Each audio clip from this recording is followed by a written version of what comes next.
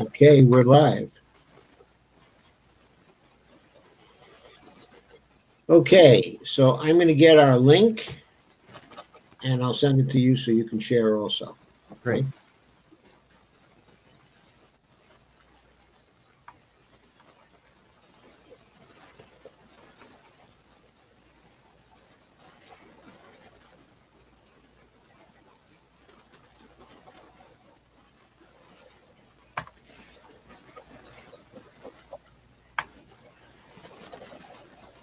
Okay, there it is, Andy. Oh, there it is. Okay, should be on your system now. Yeah.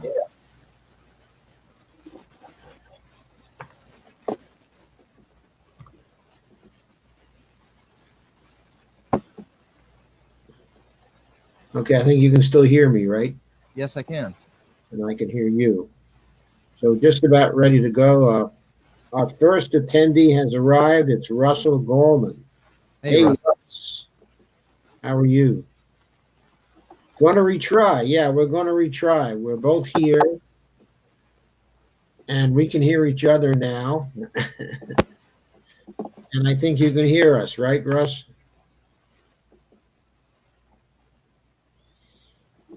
So I think we made a connection.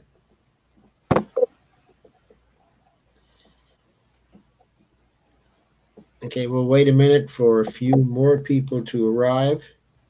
And it'll give you a chance to share and give me a chance to share also. That's perfect. Okay.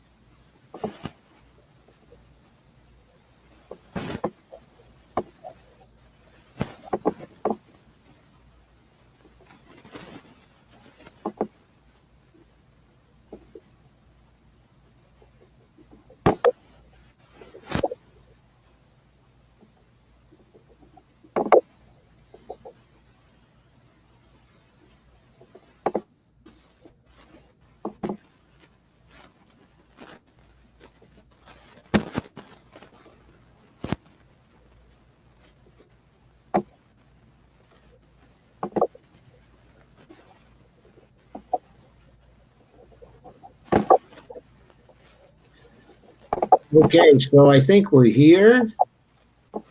Also, Dolores Pierce is here. Steve Gonzo is here. And Bonnie Firestone is here. And that's my wife. Bonnie is? Huh? Bonnie is your wife? Yeah, Bonnie is my wife. Oh, hi, Bonnie. Okay, this is Andy, Bonnie. All right. And Stephen Wolfbrandt. Hi, Steve. Nice to see you. Okay, let's get started. I think we've got a quorum, and some other people will undoubtedly be arriving as we go along. So, here's the first question.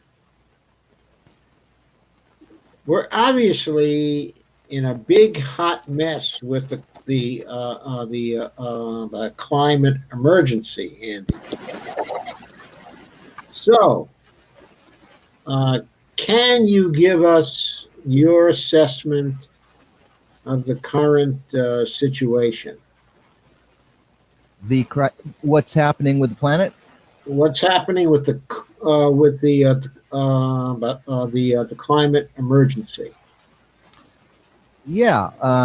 One of the things that's been so frustrating for me is politics, even with progressive Democrats and with Greens, starts with this kind of madness that the Democratic and Republican parties say politics is about. And everyone then starts with, well, how much more can we get from that weird, sick mentality? What can we get, Pelosi to pass? So a lot of people say, oh, the Democrats, they won't pass the Green New Deal. I start with, what is reality? What is reality telling us about what we need to do? And how do we get that to happen with political action? So what's happened is the CO2 has gotten so high that in 2014, NASA and JPL scientists, the Jet Propulsion Laboratory, announced that the collapse of the West Antarctic Ice Sheet is now unstoppable. That means we don't have 10 years or 12 years. It means we're just waiting for that ice to collapse. And the Thwaites Glacier, which is where most of that collapse is happening right now, when it goes, it's going to cause 5 feet of sea level jump. It's just going to happen all at once, probably over a couple of years, 5 feet of sea level permanently. And then the rest of West Antarctica collapses in on that, which is another 15 feet. Then we have a situation where the Greenland ice sheet is melting. And the question is, if sea level rise goes up 20 feet from West Antarctica, or even 5 feet, is that going to then accelerate the collapse of the Greenland ice sheet? Well, on top of that, you got to add the polar vortex. This winter, last winter, in the middle of the winter up there at the Arctic, the temperature went up 50 degrees Fahrenheit above normal, which means where I live in Northern California in February last year, it was actually colder here than it was at the North Pole. It was 37 degrees, I think, at the North Pole and 27 degrees here. So Greenland this winter is much hotter as well. And if you go to my website, andycaffrey.org, you'll see there's an article about how Greenland's ice sheet could collapse in as little as 3 years once it starts to go. So I start with, it's already too late. So what do we do now? Well, the first thing is you got to think about protecting civilization from that sea level rise. And what comes to mind for me is our nuclear power plants in the coastlines and our toxic waste sites. We don't have a place to move our nuclear waste to. So we have to first decide what we're going to do with the nuclear waste. The decision so far is just keep it on site where it was created. But that's not going to work. So we have to do that. And it takes 60 years to decommission a nuclear power plant in the United States. So we have to start that now. So that's the second thing. And then in order to buy us time, I think we have to get off fossil fuels as fast as possible, which is why back in the 1990s, I came up with the original Green New Deal, which was modeled after the World War II war effort. It was a national emergency declared by FDR, and that's what got us to retool our factories. It got us to change sexual relationships so that women weren't just housewives, they worked in the factory and were very much a part of the war effort. We need that kind of conversion because it's already too late. So that means we have to reduce the greenhouse gases as fast as we can to prevent even worse things. And the greenhouse gases, if we got to zero emissions next year, we would still be at 413 or 14 parts per million CO2. It's still above the natural limit of the last 2.5 million years. So, a question, Andy. Okay, question. Okay, first, could you turn your mic down just a little? You can. There's a serious feedback. Is this better? Yeah, much better. Okay. Yeah, much better. Okay, thank you. Okay, so first question then, or second question actually. Okay, it seems to me everything you've said is is very plausible. Okay, now things may happen, a few years from now, or maybe 7, 8 years, or something like that. But in a very short sort of time frame, it seems to me we're going to be faced with a very serious crisis situation. We're actually faced with that now, but I mean where things are starting to collapse. Okay. Okay. So my next question is: can carbon sequestration help us? Well, yes, and the Earth Firsters all say we have to restore our native ecosystems. We have to restore our native forests, our native wetlands.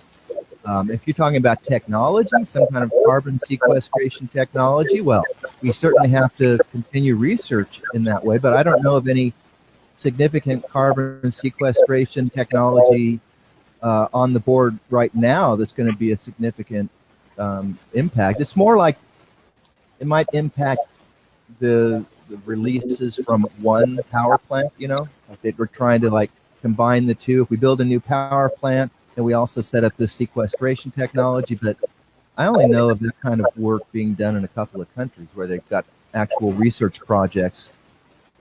So I don't know, but I do know that if a person's been smoking cigarettes for 20 years, they may not be able to stop the cancer, but they should definitely stop smoking cigarettes to increase the chances that they don't get cancer or that Yes, right. kill them. Okay, So but we have to do that. back to carbon sequestration, there are three things that I have heard of and have read about, okay, that I want to mention and see what you think of them. Okay. Okay, the first thing is uh, something called the Tera Ton Initiative. There's a firm that's in the Boston area who has been working with farmers using agricultural methods, working with small farmers, okay, to restore the soil. And they've been experimenting with actually measuring the amount of carbon that the farmers are successfully sequestering in the soil. Okay, evidently there are some measuring instruments that they have to do this. Okay, and they're experimenting with offering incentives to farmers so that they're paying $15 per ton for the farmers to sequester the carbon while they're farming. In other words, they go about and they farm, but they use rather traditional methods, okay, of farming to sequester carbon back in the soil. And this firm did some economic calculations suggesting that a particular farmer that they are working with, okay, experimenting with, could in 1 year sequester enough carbon to have an additional income of $22,000, okay, for that particular farmer. Okay, they envision and have calculated what would happen if we return to small scale farming, but on a very large scale. Okay, and they calculated the possibility that within 10 years, it would be possible if this were done on a large enough scale, okay, all over the world, okay, not just in the United States. Mm-hmm. But their bottom line calculation is that there could be enough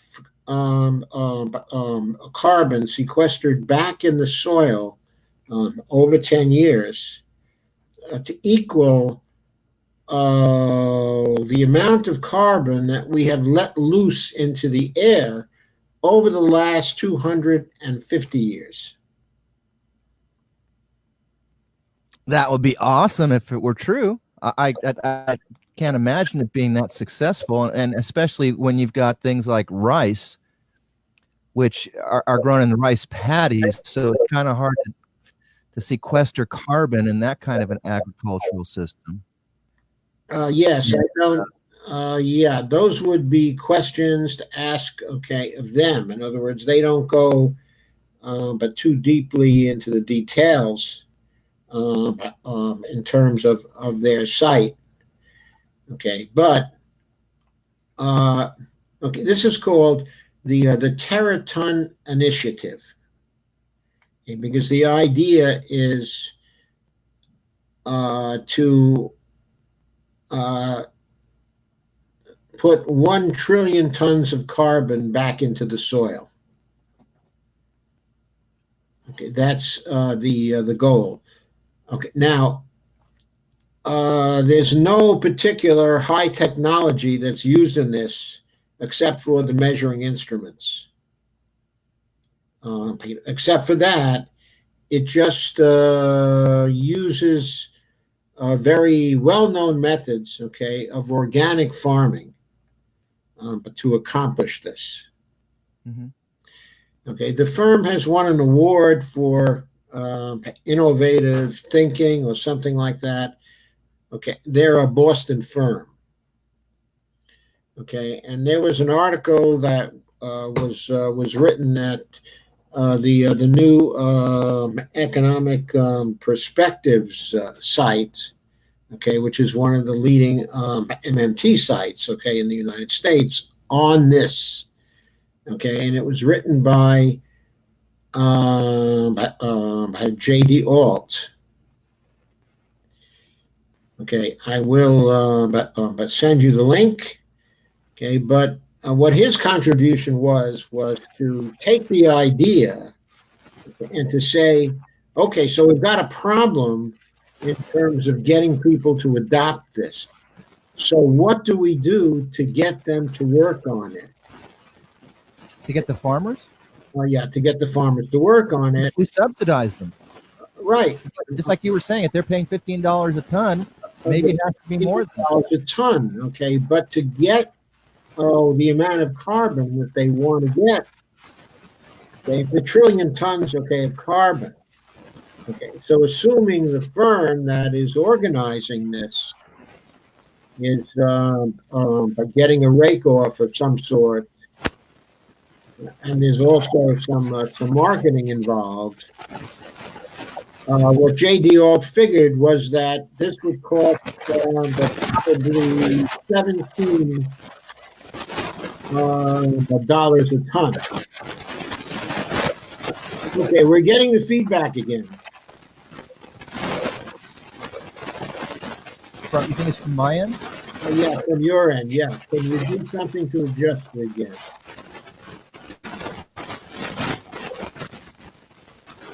Oh, let me lower volume. I lowered my volume as well. You still hear me? Yeah, that's better. Okay. Okay, that's better. Okay, like better. Okay, so at $17 a ton and 1 trillion tons, that is $17 trillion.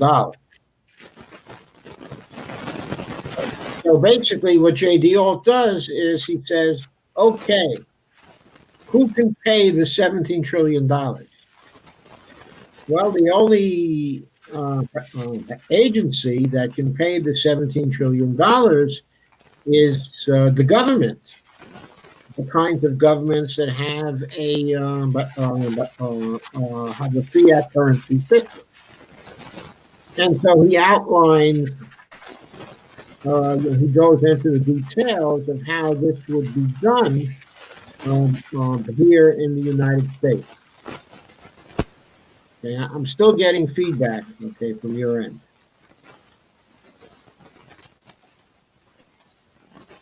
Well, also your vocal tended to get muddied. Well, I could get some headphones. Let's see.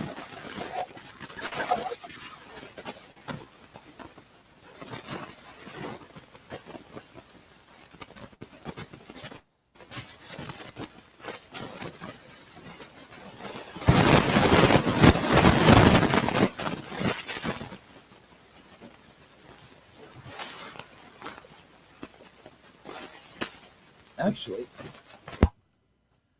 does that help at all? Yeah, that helps in my hearing you. Okay, let's see if they can hear you out there. Oh, wait a minute. My volume changed. Okay. Can you hear me okay? Yes, I can hear you. Okay, can you turn down the volume? Okay, a little bit. My volume turned down? Okay. Yeah, turn it down a little bit. How is this? That's really good. Okay. One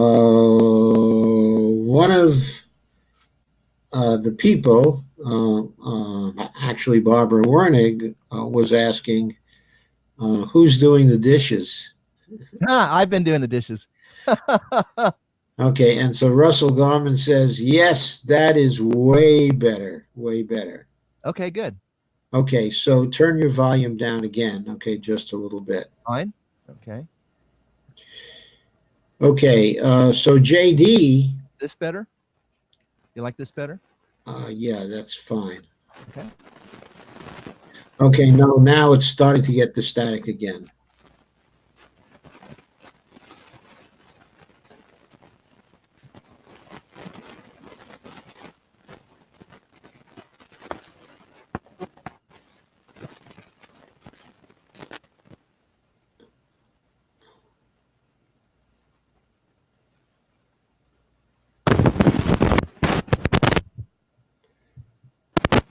Okay, can you hear me? Yes, I can hear you. Can you hear me? Yes. Okay, we don't seem to have any feedback noise anymore. Okay. Well, yeah, I've been using my speakers. I don't like putting on these headphones, but if that's what it takes. Okay. Okay, good. Yes, it seems to be much better now. Okay, so in other words, he goes into the mechanics of how our government could fund the 17 trillion tons. And that's 17 trillion tons over what period of time? I mean, or $17 trillion over what, 10 years? Over 10 years, yes. Okay. Okay. So it's $1.7 trillion per year. It would be roughly $1.7 trillion a year, yes. Okay. Right. And that's supposed to suck so out all the excess carbon, get us back down to 280 parts per million. That would be a deal. It is supposed to get us down to where the human race was 250 years ago. Yeah, that would be 280 parts per million. Okay, 280 parts per million. Industrial. Mm-hmm. Right. Okay, so that's the idea. Okay. The basic idea, anyway. Okay, so to go on with this, the second thing, okay, I've heard about, okay, and this is from an article which appeared in The Guardian. Okay, and I also can give you a link to that. Okay, but the Guardian article actually advocates a very large tree planting project. Okay, in all of the areas of the world that can be reforested. Okay, and that also can be forested for the first time. Okay. And they calculate that we would be able to put back, say, over a period of a decade, something like 200 billion tons, okay, of carbon. I guess over about a period of 10 years, okay, or thereabouts. Okay, so that is not as big a drawdown, okay, as the first of the projects, but it's still a substantial drawdown, okay, and the goal there is to get rid of the last 100 years, okay, of emissions, okay, of carbon, okay, in other words, to get that back into the soil as well. That's almost the same, because it was 315 when I was born 60 years ago. And that's only 35 parts per million above pre-industrial. Okay, so we have to clarify what the statistics are here, okay, because one group is claiming they're going to go back 250 years, and the other group, okay, is claiming they're going to go back 100 years. Okay, in other words, to 1919, basically. Okay. I have no idea what it was then, but right. Okay, so then the third thing, okay, that I've heard of is, and there are two firms, okay, that are working on this. One is a Canadian firm that's located, I believe, okay, in BC, but somewhere. And okay, the name of that firm is Carbon Engineering. And they are using these extremely big fans to suck air in to their factory. And then they use technology to get the carbon out of the air and get it into a form where it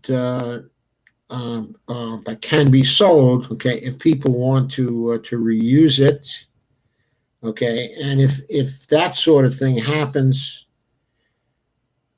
okay, so then what they're doing is looking to a carbon neutral situation where the carbon would be used again and again and again, but the cycle of it would be entirely neutral. Okay. But also the carbon that they're collecting could be sequestered, I suppose, if someone was willing to pay them to sequester it. And they're looking to take their technology, okay, and their project, and to scale it up all over the world. Okay. Okay. Now there's another firm in Switzerland, and that firm is called Climb, CLIME.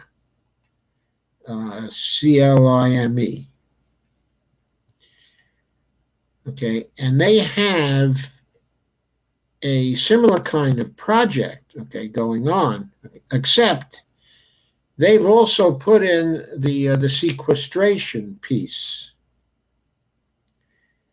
where they're also trying to take the carbon they collect and sequester it back into the soil. So these projects are pretty much doing the same thing at the front end, okay, but on the back end, it's the second of the projects that's actually trying to get the carbon back into the soil, and they're also looking to do large-scale things with it. So these are three things that I've heard of in the last month to try to do something about the carbon in the air. Okay, and I know they're looking in terms of a fairly short term, like to have a very big impact over 10 years. Now, of course, that's going to depend on whether they can get our governments all over the world to act. But since now the movements are getting increasingly powerful and are beginning to make an impact in Europe, certainly, okay, and over here as well, and probably in Australia, okay, and some other places too. It may be within a few years we'll be able to get to the governments to move, and maybe this introduces some hope into the situation. What I'm very concerned about, of course, is that it seems to me, as it seems to you, that we're on the cusp of very serious changes, and we may not even have a period of 10 years to act and to do something substantial. And of course, if you take the carbon out of the air, then I suppose what would happen eventually is the ice would start to reform. Okay, and our climate would start to come back. But I have no idea how many years that would take. In other words, how much alleviation of what we've already baked into the situation can be done, so that it would help us to survive. I mean, I have no idea about that. And maybe it's possible for you to shed some light on it. Sure. The biggest problem I see with the climate action movement is that it's not grounded in the physiology of the earth. I have a gripe with 350.org because they came up with 350 parts per million as the number, as a magic number, because they took the idea that 2 degrees centigrade warming over pre-industrial would be acceptable. And they act as if 350 parts per million, getting down to that, is like a thermostat where you can assure that we don't go above that 2 degrees centigrade. Well, as you know, they're basically talking about, that's too high, 2 degrees. We really have to keep it below 1.5 degrees. But again, I would argue it's already too late. The polar ice sheets are collapsing. So stop talking about that. We have to get off fossil fuels. So it's the amount of the amount of CO2 in the atmosphere that we should be talking about. And that's why I'm glad what you were just saying. So they're talking about getting it back down to what it was pre-industrial, which is 280 parts per million. And so even Jay Inslee, who bless his heart, really wants to do a lot regarding climate. He doesn't get what the ecosystem limits are. And he's not trying to make sure we get back into the ecological limits that we've lived within for the last 2.5 million years. He just starts with, like all the rest of the politicians, with what is the political reality now and how much more can we push it? So he's saying he wants to get off off coal by 2030, and then get down to, well, you see, that's the thing. When you go down to getting off fossil fuels in 10 years, you're not reducing the emissions at all. It still leaves us at 415 parts per million. So the main thing is for people to start to learn what are the ecological tolerances of the biosphere. And what I use is the Pleistocene, the period of the last 2.5 million years, because we now know that CO2 emissions during the last 2.5 million years ranged between, in the ice ages and the non-ice ages, between 170 and 280 parts per million. Well, we know from evolutionary theory that creatures develop tolerances to circumstances that they experience. Yes. They don't develop tolerances to things they've never experienced before. So that's why I argue that getting back down to below 280 gets us back into the tolerances of the last 2.5 million years. And that argument isn't being made, and it needs to, because otherwise people don't. It's like saying, oh, your son's doing meth, huh? Well, just have him cut back 10% a year. Yeah. Instead of looking at the actual physiology of the person, finding out what his heart is like and what's happening with his brain, and saying, hey, man, if this guy was just doing one line of meth a week, well, maybe it wouldn't be such a big deal. But if he's been doing it all day, every day for several years, then he's got to do more.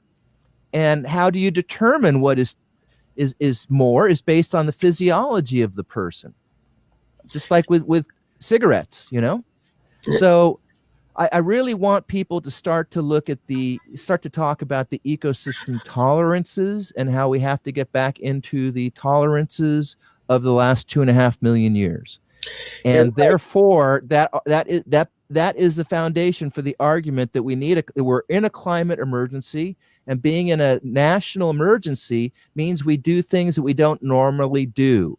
And normally we subsidize people in the military, pay all their expenses, because we determine that is in our national security interest. If we start to talk about the climate that way, then the funding for these big projects you're talking about, $1.7 trillion a year, becomes talk about a national security priority, not an environmental issue.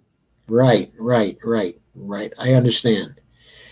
Okay, so the question that I wanted to raise, with respect to this is, first, the first thing, I want to say is that, it seems to me these ideas about actually pulling the carbon out of the air and doing it soon, starting it soon, and doing it with large projects, it's going to take a lot of carbon out of the air.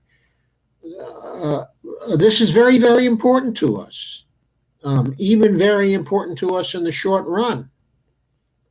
And we really have to get this going as part of our efforts to defend ourselves against the crisis. Okay, so I want to say that. But then the thing I wanted to ask is, the thing that I think is really up for discussion is, how does this relate to the Green New Deal program? It's important, to remember that the Green New Deal is not a program yet. It's a little more than a slogan, and an You mean the congressional proposal? Yes, I mean the resolution that Ocasio-Cortez is trying to get passed. Mm-hmm. The declaration of climate emergency, of course, that they're trying to actually get done. The kinds of statements, that are in the Green Party platform right now, Howie Hawkins's platform. It seems to me none of these are really set in stone yet. That we still have to come up with legislation that's very specific in all the areas that are relevant to the Green New Deal. In other words, we have to fill out the slogan with legislation that's real, and with programs and projects, that are real. So now I think we have to talk about the politics of how that might happen. And we only have a few years to make that happen. Do you want me to pick up on that? Absolutely. I absolutely want to pick up on it. Well, that's why we need this revolution. Because the problem is, and this is a problem I have with progressive Democrats, is that they think that if you get the programs right, that somehow magically they'll get implemented. And I argue that the people who have to implement it, members of Congress, for example, and the president signing off on it, those people are our enemies. These are the people who caused us to get to the point where our ice sheets are collapsing. They're not going to admit that they are responsible, but we need to call them out as traitors. They're not going to look. What is it? They're calling AOC and the other three women the squad.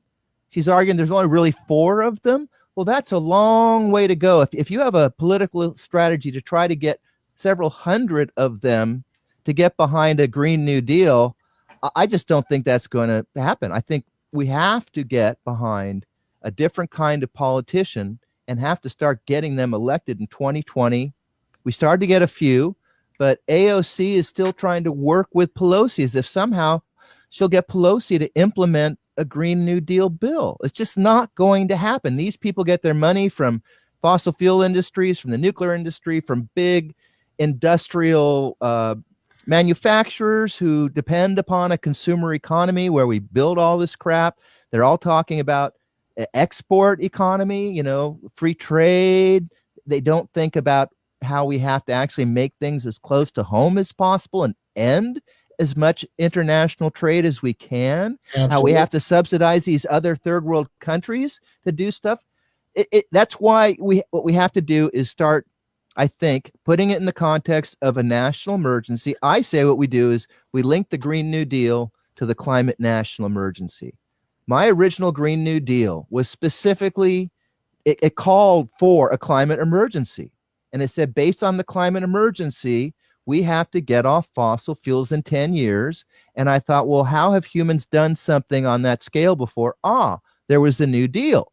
But then as I learned more about it, it wasn't the New Deal that got us out of the Depression. It was the war effort. FDR declared a national emergency. And once he did that, he had all kinds of powers, and then he took a whole bunch of powers to redirect our economy to meet a very specific strategic objective, which was defeating Hitler and Japan. Yes. So we have to say our goal is to get to that 280 parts per million. We have to start going with best available technology, get away from the market as the way we're going to get these changes made. The market's got to roll, but we have to do something. Like when I went to Annapolis, they fed us Cornish game hens.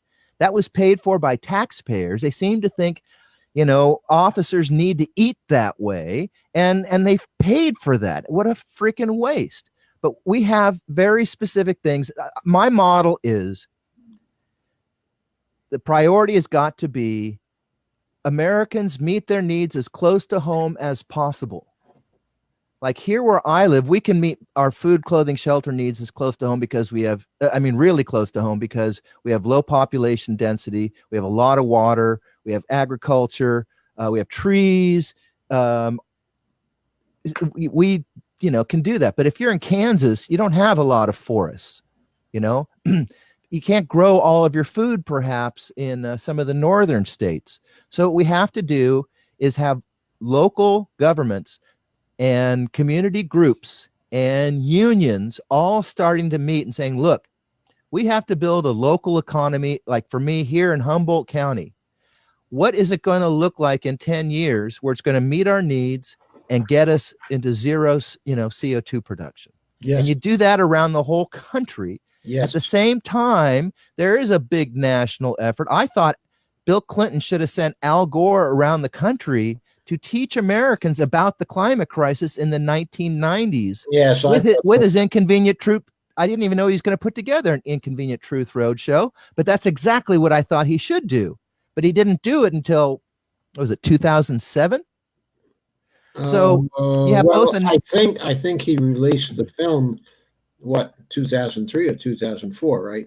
It was only actually, I think it was 2007. But anyways, it doesn't matter. The point was it was years after he was no longer vice president, and Bill Clinton sent him to Kyoto to gut the treaty.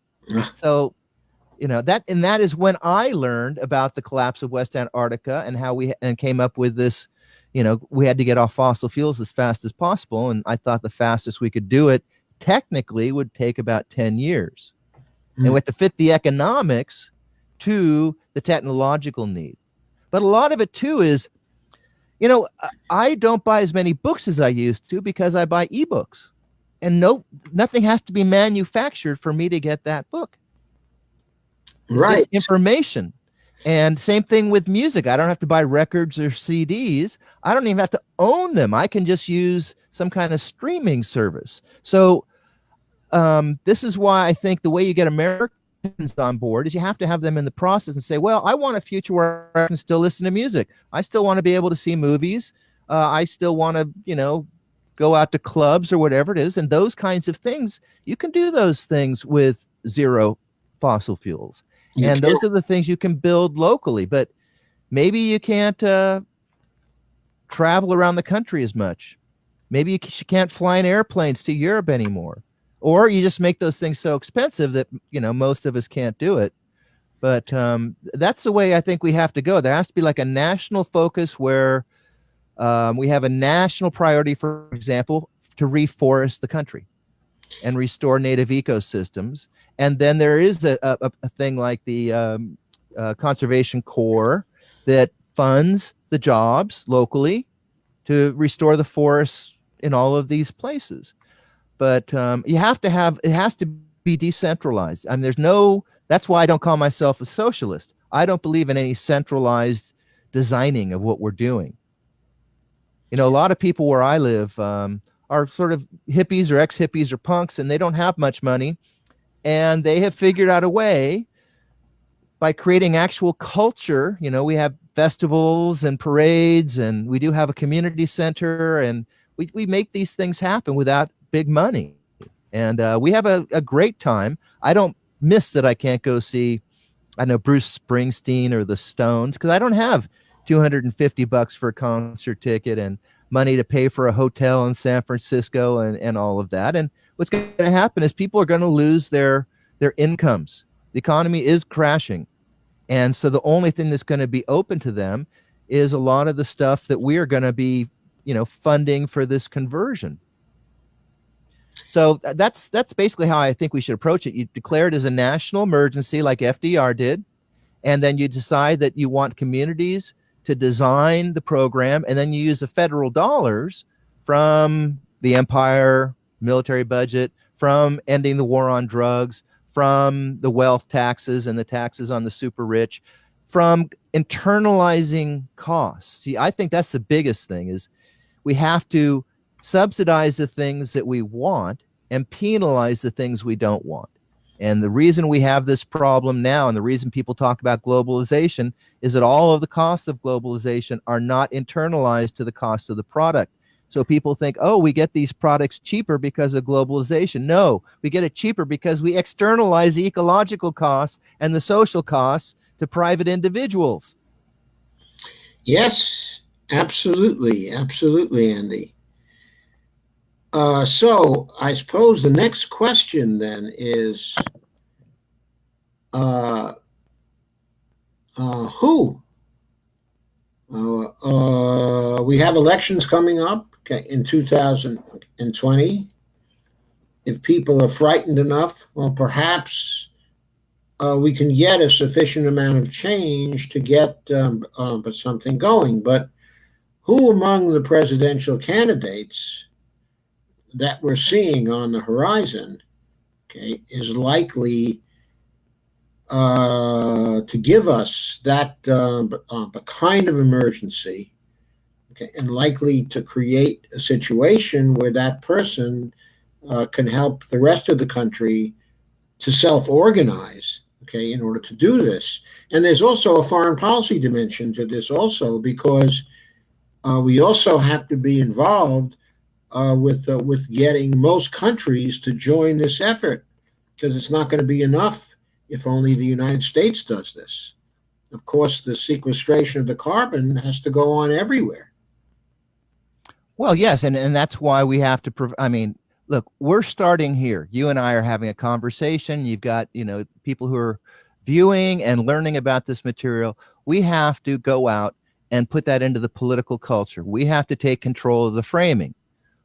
Once you do that, look you got Greta Thunberg, who's in Scandinavia, and she's spurring a whole international movement right now. She is. Yes, and that's why I'm saying right now we have the Green New Deal. 81% of Americans back the idea of a Green New Deal, and they don't even know what it is, but they like the idea. And you've got Bernie and Earl Blumenauer and AOC, who this last week, introduced their resolution to declare a climate emergency. And if we link those two and say this is a climate emergency, we need a Green New Deal, then that becomes a litmus test for candidates. When we talked a year ago, when I was running for Congress, I was promoting CFAR. And CFAR was an agenda of 11 positions that most Americans agree on. And Yes, it was a commitment. Yeah, I'm very familiar with CFAR, in fact. Well, that's the kind of thing we have to do. We have to make this climate national emergency. That make sure that everyone has to account for that. And to answer your question, I think there are 4 candidates who are up for it right now, and probably a few more. I would say Bernie, Tulsi, Tom Steyer, and Jay Inslee. None of them are there yet, but I have been sending things to Tulsi, and her people have been writing back to me. So they're looking at the material. So I'm working on actually sending material to all, I guess it's back up to 24 candidates. I'm trying to present these ideas into little one-page, missives that I send off. And if suddenly the citizens start bringing up the same thing at their question and answers and their presentations, then they're going to start to talk about. Bernie's about to introduce some kind of accelerated climate program too. So I'm going to try to make sure he understands what's happening with the polar ice situation. But the biggest problem is all these people are afraid to call out the climate denialist politicians as traitors and say, we have to get those people out. They're willing to say we have to get Republicans out, right? We have to get Trump out. But actually, they're not even willing to say we need to get the Republicans out. They're saying, well, we have to make sure that Mitch McConnell doesn't have his majority after 2020. But, what does that do really? If you have Pelosi, who's not done anything, Joe Biden takes credit for introducing the first climate legislation, but he didn't get it through. He didn't get it done in 30 or 40 years. So what good is that? So it's not like those guys aren't going to provide the leadership. We have to provide the leadership. I think AOC, the first thing I heard her do was join the Sunrise Movement in Pelosi's office. I think we have to occupy all these politicians' offices and say, look, you're either getting behind the climate national emergency or you're a traitor. You're going to destroy our nation. And if they are climate denialists, you can say you are already destroying our nation. Our nation is now going to experience 20 feet of sea level rise. There are other nations.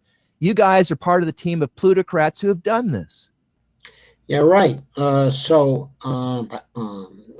kind of think that as we begin to experience the extreme effects of climate change still further, I mean, even worse than we have already, that we'll start to see people going there and starting to reflect exactly the views you're stating, that we have to get out into the streets.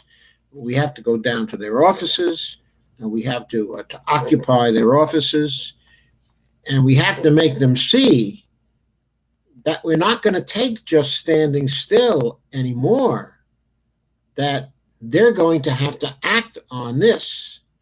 Okay, but I think of all the people you mentioned, the 2 people who are most likely to do anything in the short run, okay, are probably Bernie and maybe Tulsi. Okay, because what do you mean? Well, to actually lead a climate movement in this way. In other words, to really getting back of a Green New Deal. Well, except that Bernie is one of the 3 politicians who just introduced this climate and emerged. In 2016, he was the person who said that the climate was our top national security threat. The problem is, I don't think I'm disappointed. I think he's being very ineffective as a campaigner now, and he's not really teaching people about what's happening. He says we need a revolution, but like we were just listening to Utah Phillips today, and I was telling my friend Craig, I said, Utah Phillips is saying all the things that Bernie isn't saying that he should be saying. He said something like, the politicians get their money from the rich people and their votes from the poor people with the promise to protect each group from the other. We have to recognize that those politicians, which side are they on? In fact, that's a a song that I'm learning, a new version of Which Side Are You On? That's what we have to do. You say, look, you're either on the side of the people and saving civilization and protecting our coastlines and getting our nuclear power plants shut down and getting us off fossil fuels, That's right. not by 2050, but by 2030. Part of a death cult. Yeah. Those are the two alternatives. Yeah. It's like Democrats let Pelosi get away with not impeaching George W. Bush. Right. And that was horrible. And she's doing it now. She's doing it again now with Trump. I know. That's awful. I think she's doing it so that Biden gets elected, because Biden's only real thing until the last week or two was, I'm like the best guy to defeat Trump. But then you get rid of Trump and you still have the Republicans and the fossil fuel Democrats running the show. Yeah, right. And in 2024, you've got someone even worse than Trump, okay, who's coming back in. 2024? Yeah, and you know, in 2024, if Biden were to win in 2020, and he had the kind of administration that we saw during the 8 years, okay, of Obama, then we'd get somebody elected in 2024 who would just be another Republican who might be worse than Trump.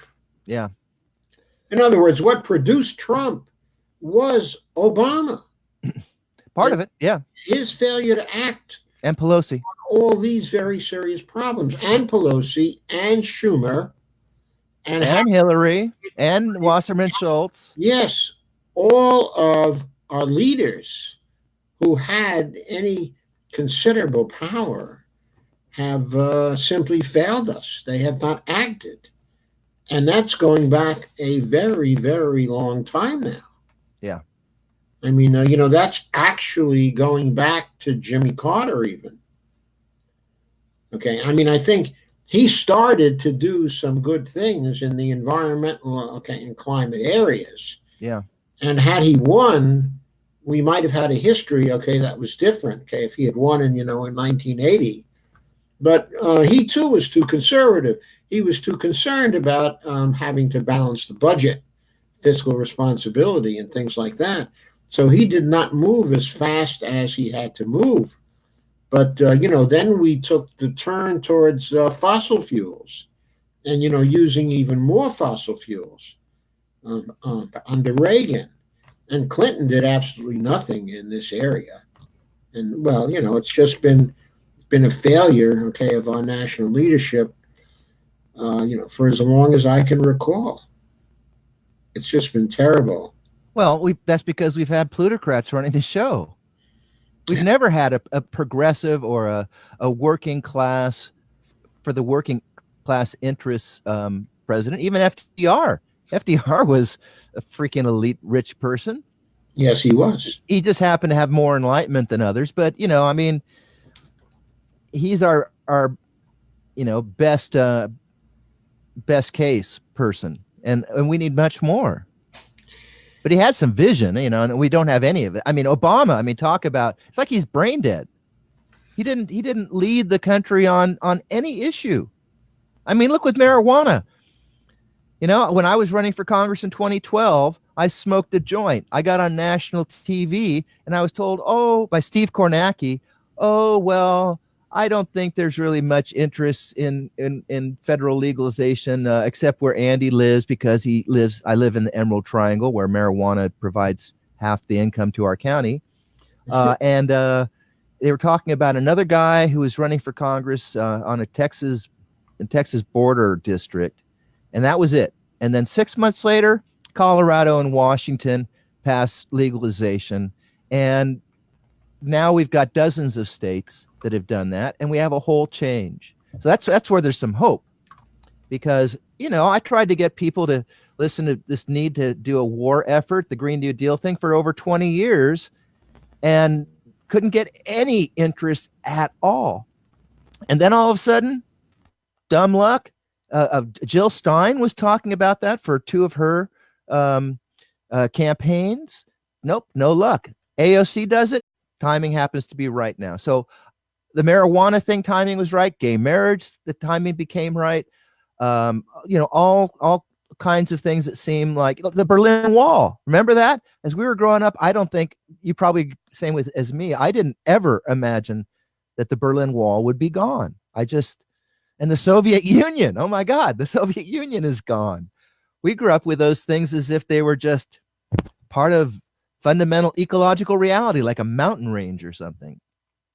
So I do think that we can work on the framing, but we need to get a large enough movement focused on it. And that's why I don't use Green New Deal much anymore, because for a couple of reasons. One, I thought people were going to mix it up with New Green Deal. And so you'd have this slogan that people keep screwing up. And Tom Hartman, he says New Green Deal. The Republicans say New Green Deal. So it's very confusing. You can do it either way. And also the Green New Deal, if it's like the New Deal, is a Democratic program. It could be corrupted by the people who run the Democratic Party. So what I've done is changed it into the New Green America agenda of 7 points. And the idea is that you have this external agenda and you don't have to be in the Green Party or be a Democrat or anything else. You just go to candidates and say, how many of the 7 New Green America agenda items do you back? Do you back a war effort to get off fossil fuels as fast as possible? Do you believe in organizing this bioregional decentralization in 10 years program? Do you support ending corporate personhood? Do you support legalizing marijuana? Do you support retreating the American empire? Do you support going to paper ballots and all this electoral reform and public financing? And the 7th one, which is the least related, but I think it's really important now, is prosecuting the war criminals. Trump, Bush, even Obama. I mean, these murders. So that's the problem, is that Bush needed to be thrown in jail, and he wasn't. And so the Democrats normalized these monsters. We can't normalize them anymore. Oh, I don't hear you.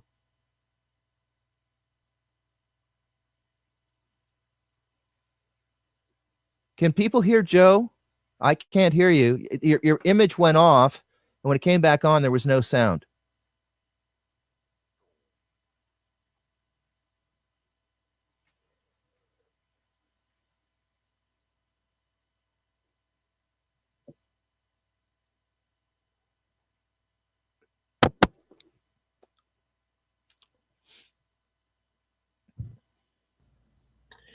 Okay, can you hear me now? Oh, I hear something now. You do hear something now? Yeah, you're fine now. Okay, great. Okay, so I am back in now. Okay, and that's great. Okay, what I was going to say is, when we look at the current crop, okay, of candidates, Presidential? Yeah, presidential candidates, okay, who could possibly lead the country, okay, into doing something like that. The only one who probably has both the stones and the organizational capability behind him to do that is probably Bernie. He's probably going to have 2 million volunteers in the end. Well, it's not going to be some politicians who are going to make it happen. We have to see, that's the problem. Like, again, I don't talking about, do we like Elizabeth Warren or do we like Bernie? Well, if you're going with Elizabeth Warren, you're not going for the revolution. And yeah, right. I entirely agree. But if Bernie wins, if they're not able to cheat him out of it, then he's going to be the leader of the party. And at that point, okay, a lot of these, party officials, the apparatchiks, as it were, are going to line up in back of Bernie. He's going to be able to organize them, and they'll be only too eager to implement what he wants to implement as the leader of the party. Well, I was just going to say, when he gets elected, what will the Pelosi's do? What will the establishment Democrats in Congress do? Are they Well, going to really get okay, behind his I radical? think They're marginalizing him right now. Pelosi is marginalizing the extremists, the so-called extremists, and right. they're not extremists at all. Okay, right. Okay, I understand that. Okay, but I also believe that they won't be able to withstand the ground game that he's going to bring to bear when January, February comes around. And so I think that he's going to win the nomination. I think there's a good chance anyway. I do too. Okay, that he's going to win. Once he wins the nomination and he starts running on his full program, he's going to be elected. And once he's elected, if he declares the climate emergency, there is going to be a climate emergency. And if he moves fast, to implement a green New Deal program, then he can have what he wants to have. The Republicans won't be able to organize effectively against him. In other words, there are ways that are completely constitutional to cut the Supreme Court out of the mix in terms of legislation that's really critical. Okay, and there are also ways, of course, to get by the filibuster. Bernie could insist, if he wins, that in January of 2021, when the Senate organizes, that it organizes without the filibuster.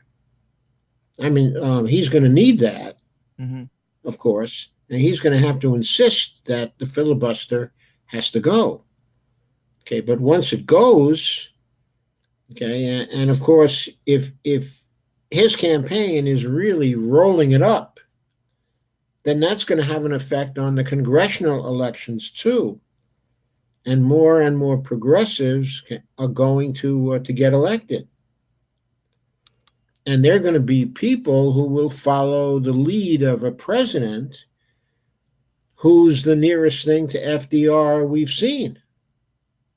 And again, that's him. Okay, so I think he can be an engine of change. Of course, it's going to be up to all the rest of us too, to organize around the programs that he puts in, and to influence him to put in the right programs. In other words, for example, the Medicare for All program. He has his bill in the Senate. Okay, and then there's the Jayapal bill. Okay, that's in the House. But technically speaking, his bill is not really a single payer bill. He's going to still have some organizations that will be contracted by the federal government, to essentially be middlemen. So under his program, the government will not be directly controlling healthcare resources, the allocation, of healthcare resources. Under the Jayapal program, on the other hand, the government will be making those particular decisions. So he doesn't have the right plan. He has a plan that's based on his experience in his state, where their version of a single payer had these middleman companies that were going to be retained to help them to organize the thing. Okay, that was one of the reasons why their calculated costs for a single payer program were going up, because they factored in this expectation that they were going to have these other organizations involved. Okay, so the Jayapal bill is actually a better bill than the Bernie bill. It's also better in terms of the transition time. In Bernie's bill, we have a 4-year transition, until everybody is covered. Okay, but in the Jayapal bill, there's a 2-year transition. So it's quicker. And the fact that it's quicker means that people will feel the benefits far more quickly. And so that's politically more effective. Okay, it means... You know how they did it in England? In England, because the entire nation was perceived to have gone through the war, all the bombing and stuff. It was I don't know if reward is the right term.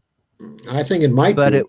Instead of just doing like a GI Bill like we do here for the returning soldiers, we give them health care and do all this. It was like the whole country had to get that. Yeah. The whole country had to heal. And so the climate emergency principle, I feel that if you're going to do the climate emergency, it means you have to build this infrastructure and you have to take care of fundamental things that people need, because they're going to lose. We have to shut down the production of junk. Yeah. We have to shut down a lot of things. Coal industry, have to just shut it down. And if you do that, then you have to make sure that people can go to college and go to trade school, that they've got their health care, that they can somehow afford their rent or their mortgage payments, all of these things to have a stable society when we go through this radical change. And so I think we can make that case with a medical issue, that we have to look at how do we take care of all of the Americans as soon as possible. But the thing is, as I hear you talking about the two bills, it makes me think that Bernie gets elected, and just like Pelosi is jerking us all around regarding impeachment, they're just going to do the same damn thing with the Medicare for All bills. They're just going to spend years fighting over this thing. Yes. I don't think Pelosi has a ghost of a chance of being the speaker again in 2021. But who would it be? That's the problem. They don't have an alternative. They're all such sheep. Okay. I think that there may be some alternative that's going to emerge as the campaign heats up and these needs become, a lot more apparent, and people have an expectation that things are going to change. Okay, I think then the people in the House are going to try to get behind a leader that seems to be far more devoted to change, to substantial change. I don't think it's going to be Ocasio-Cortez, because she'll be viewed as too inexperienced. But it could be Jayapal. I mean, she's a fairly radical individual, and she's persistent, and she's competent. Okay, and I think Bernie could trust her, so he could, get behind her. Okay, I mean, I think Ocasio-Cortez could easily come into the leadership. Okay, but I just don't think a second term Congresswoman would be selected to lead the charge. Okay, though Bernie might have some influence on that. I mean, he seems to be. Tulsi, who's more experienced than AOC. Yeah, Tulsi's more experienced, but I suspect that Tulsi is going to be the vice presidential choice. Yeah, maybe. There's some people like Steve Cohen from Tennessee. Yeah, Steve Cohen. Maybe Al Green, who's introducing the impeachment bill again, I think next week. Yeah, I don't know if Steve Cohen, and Al Green are sufficiently progressive across the board. In other words, in some areas, it seems to me Steve Cohen has been too dedicated to fiscal responsibility. Well, again, let's back up a little bit.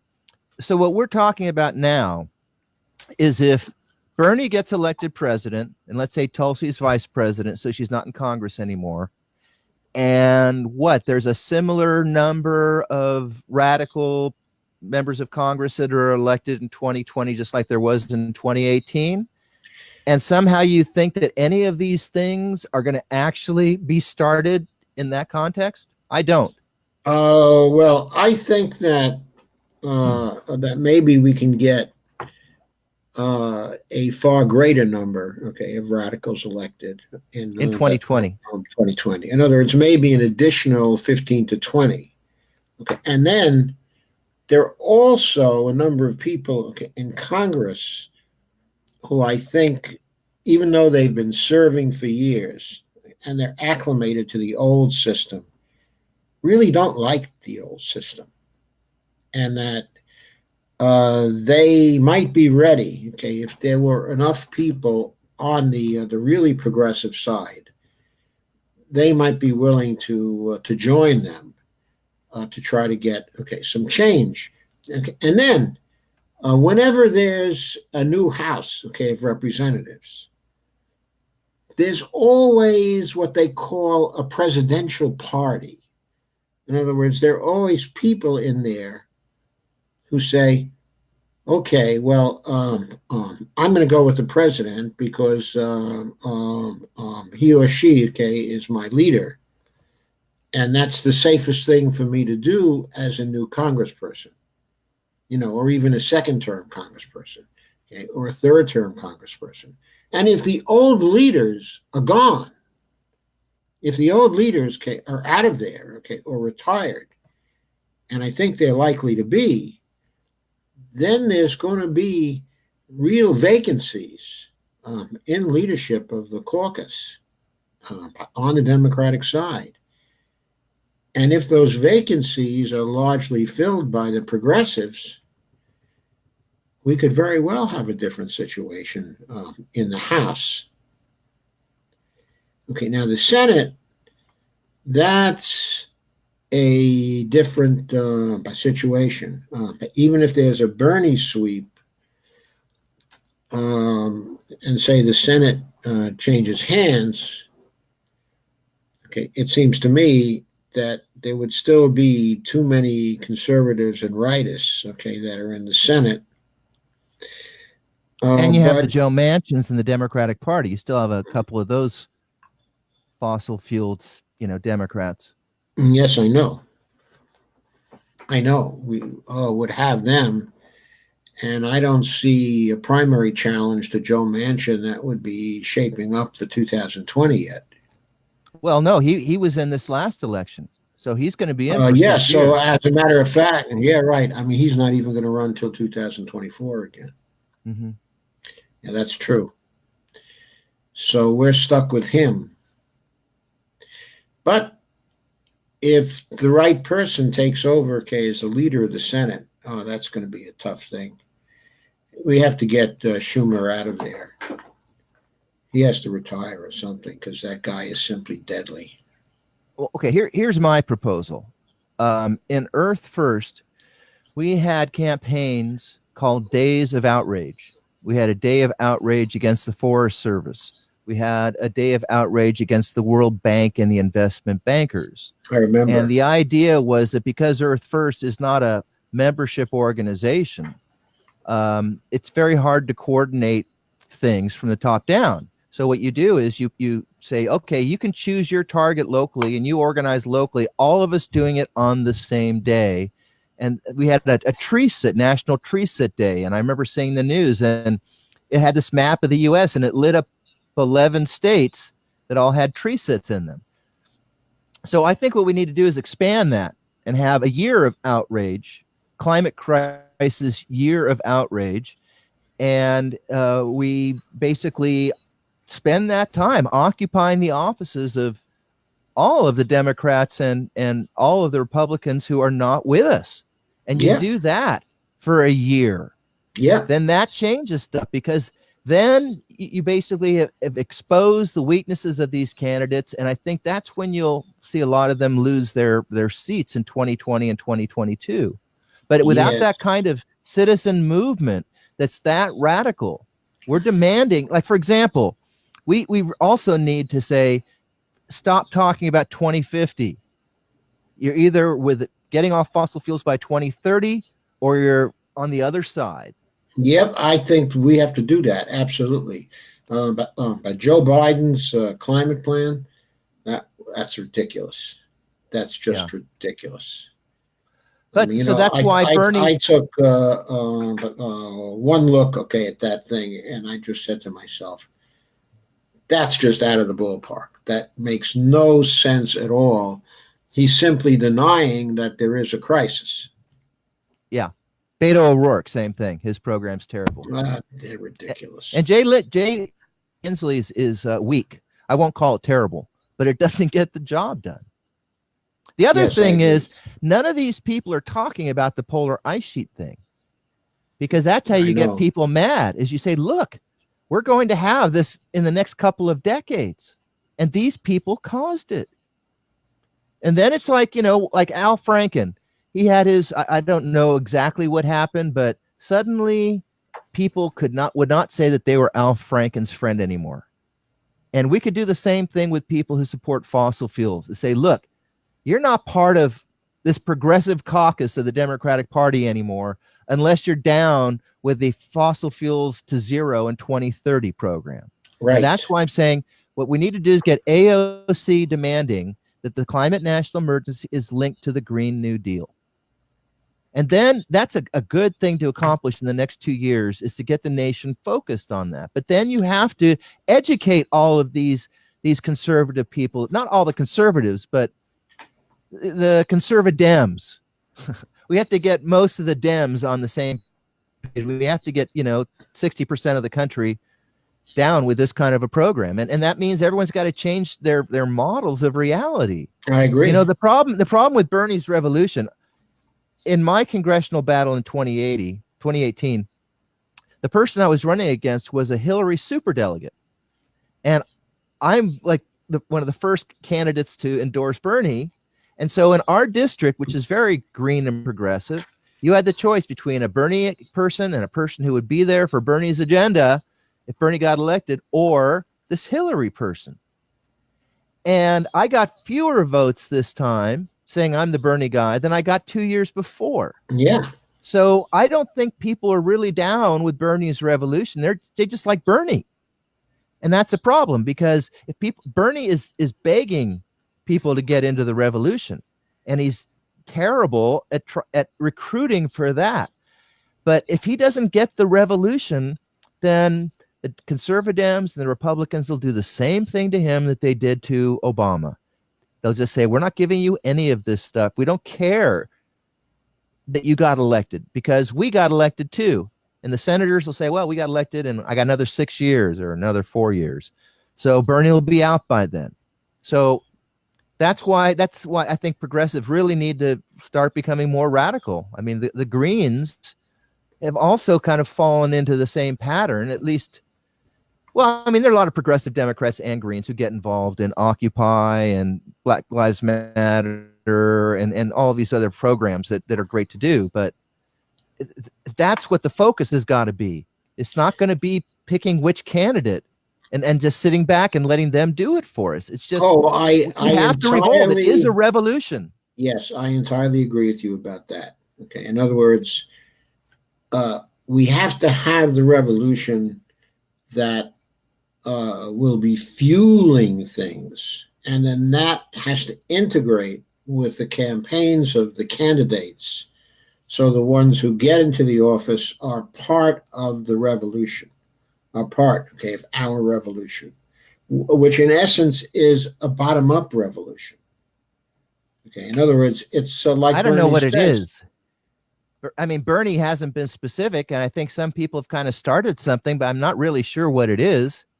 Like Justice Democrats, they organized around elections and got some people elected, and is that what people think the revolution is? I don't think so. I mean, I think the revolution is really encompassed by the Green New Deal idea. Okay, in general, I don't think the specifics, are there yet. I think Ocasio-Cortez and her team are working on the specifics, and probably with the Bernie team as well. Okay, but I think that that's a very broad concept. Okay, because it's not only about the stuff to handle climate change. Okay, but it's also about changing the structure, okay, of our society, so that it's far more democratic, okay, and egalitarian. There are things like the federal job guarantee, which is funded by the federal government, but all the job guarantee programs are locally situated. In other words, that was the kind of thing that you wanted. In other words, the Bernie type of job guarantee program depends on local stakeholders defining what is to be done. And the local stakeholders are supposed to include the people who want jobs in the job guarantee program.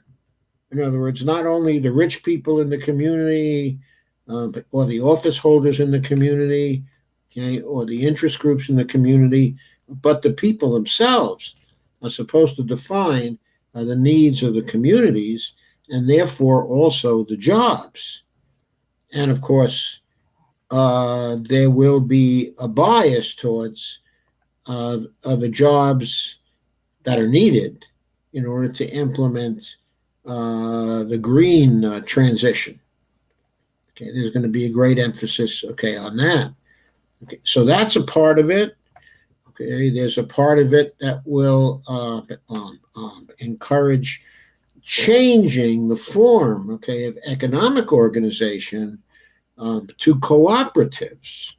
In other words, having a real growth of cooperatives in the economy, and de-emphasizing capitalism as a type of organization that is dictatorially run by people on the top.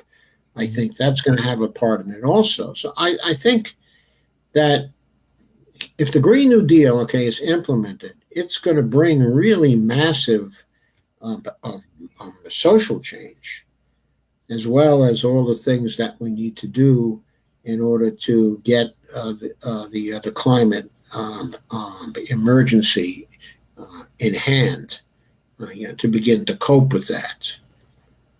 Okay, so, anyway, I think we've probably come to the end point. We've been here now for, roughly, an hour and a half.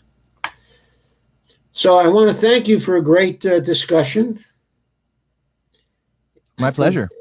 I think we have done well, and I'm sure we'll be coming back to this again, probably again and again and again as time goes on and we see more and more happening. Okay, I left a number of links here in the comments for you to take a look at. Okay, they talk about the forestation projects, and also the Tera Ton Initiative. Okay, and also the farm projects to regenerate the soil. Are these the links that are up from the Center for the Public Purpose? Yeah, they're the links, that were put up actually by the Center for the Public Common Purpose. Dreams. Which actually, yeah, in other words, but that was me. When I actually streamed to the Facebook page of the Center for the Public Purpose, the comments that I make go under the heading of the Center for the Public Purpose. Okay, rather than me. So those are my links. Can I give some contact information for people? Sure. Okay. Well, first of all, my basic website is andycaffrey.org. That's CAFFREY. And go to my YouTube channel. I've started my own show called Andy Caffrey's Getting Real About Reality. And a lot of it has some Earth First history footage in it.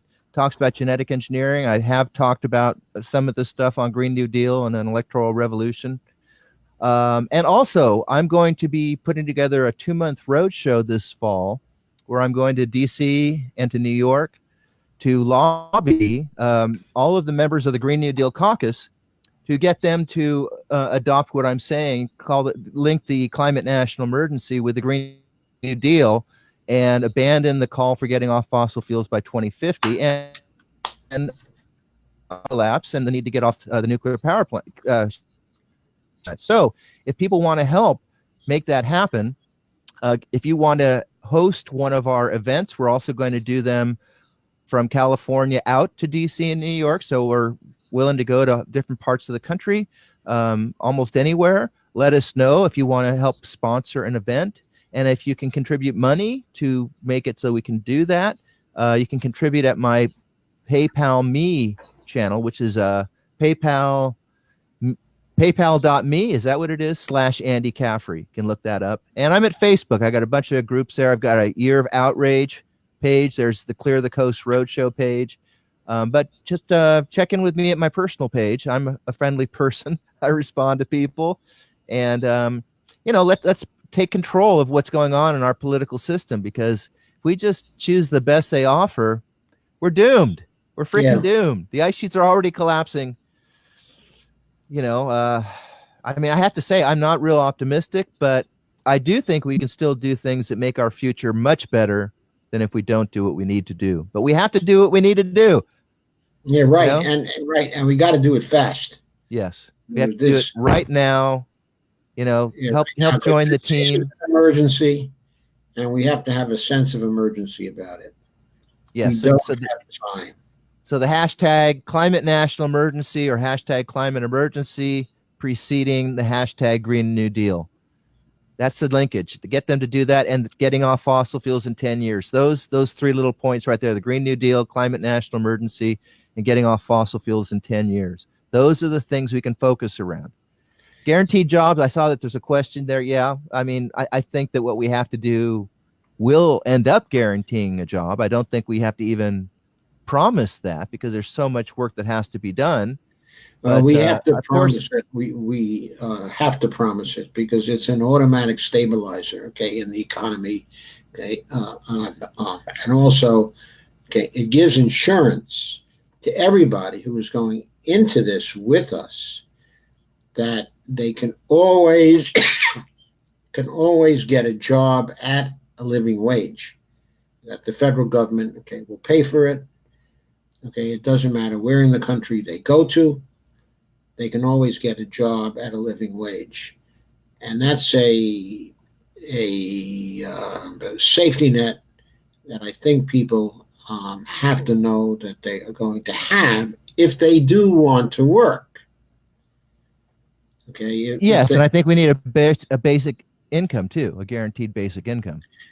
Yes, for people who can't work, or who don't fit into the kind of work situations we have, either in the private sector or the government sector or the job guarantee sector. In other words, there will be people who won't be able to fit into any of these sectors, and they have a right to a basic income too, because they have a right to life, and we, as a society, have the responsibility to provide them the means to a living.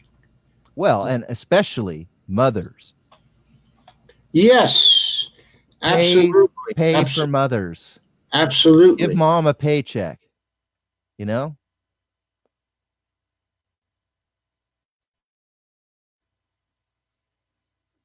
Okay, you went off and I lost your sound again.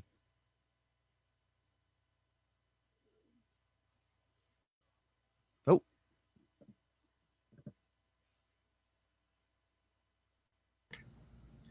Okay, is my sound back? Okay, you're back and I can hear you. Okay, good. Okay. Well, I think we've wrapped up.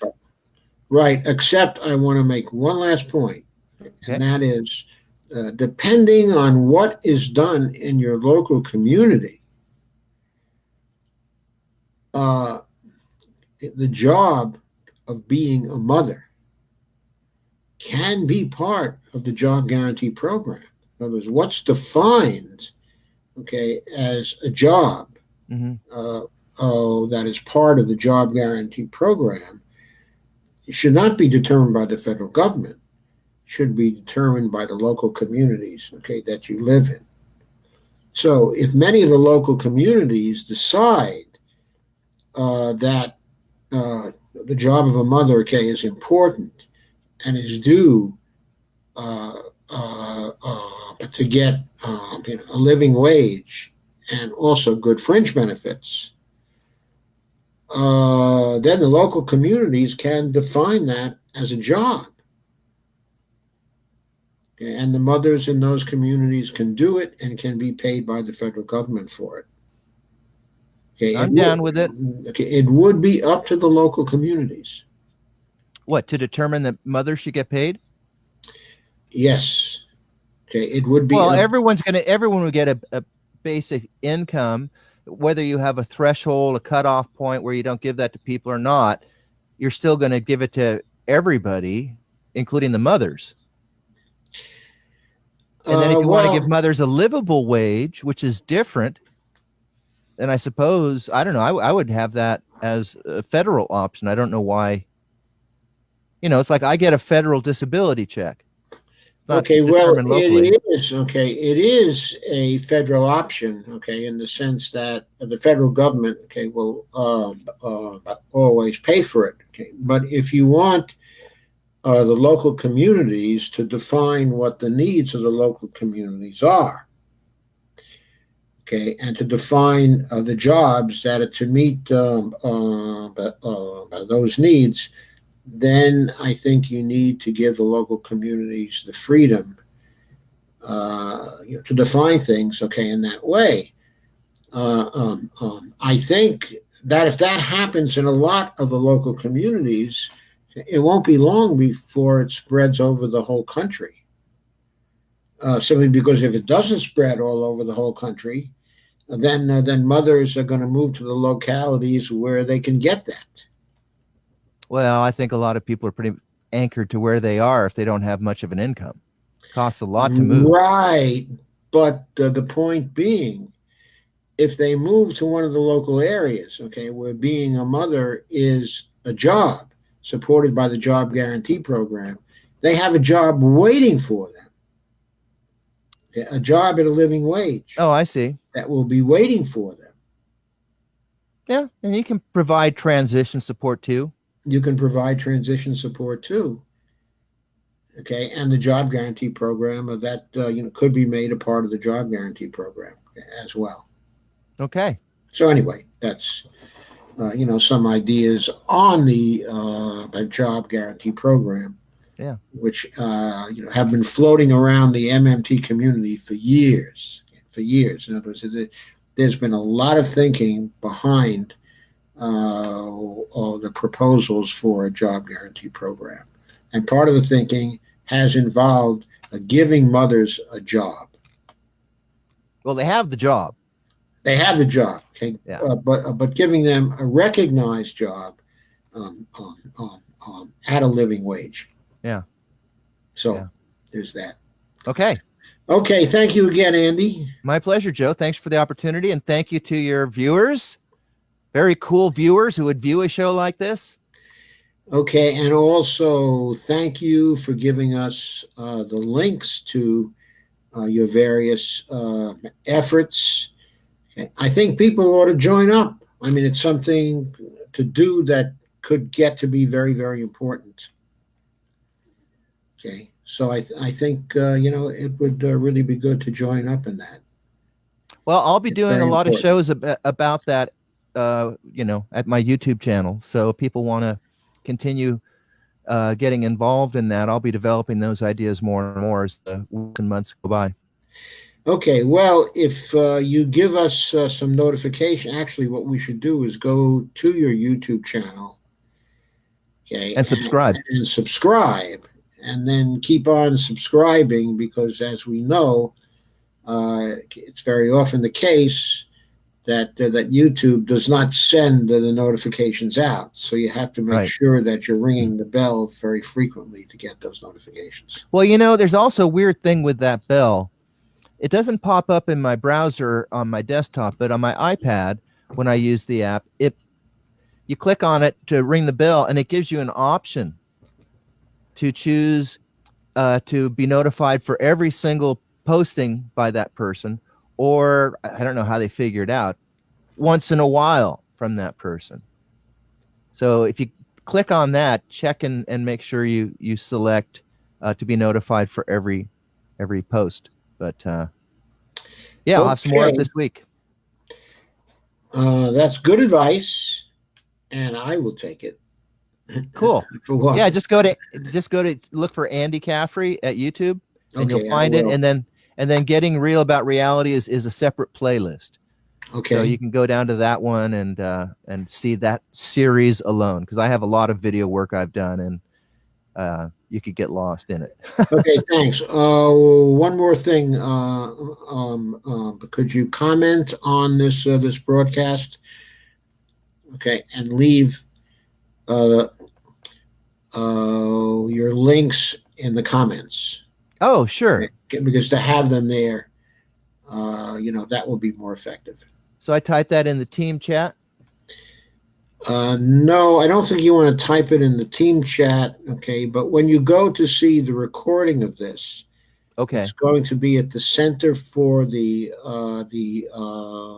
Public Purpose page.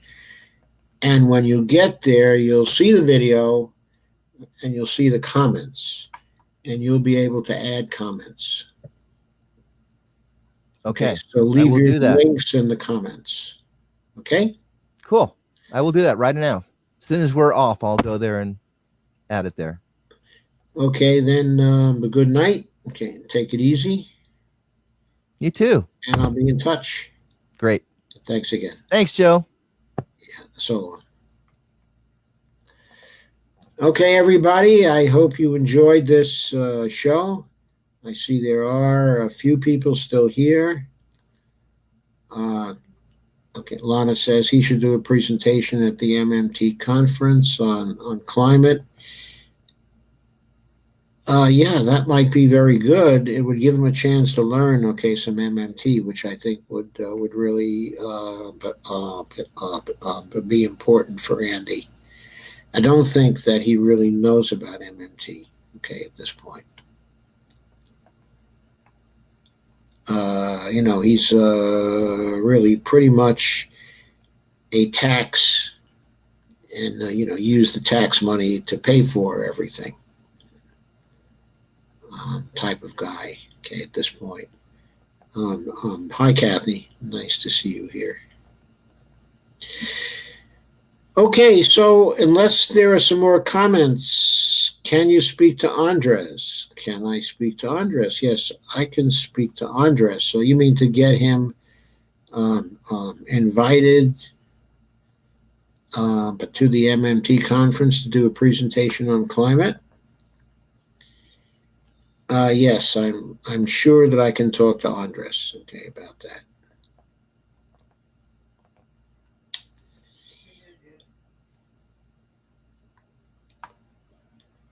Okay, any other comments or questions?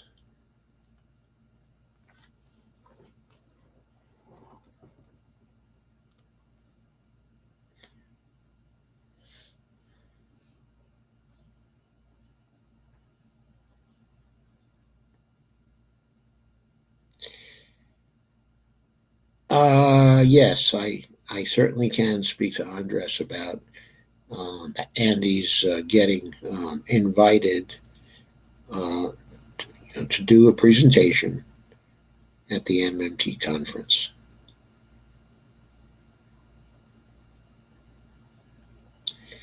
I caught your meaning, I think. Okay, any other comments?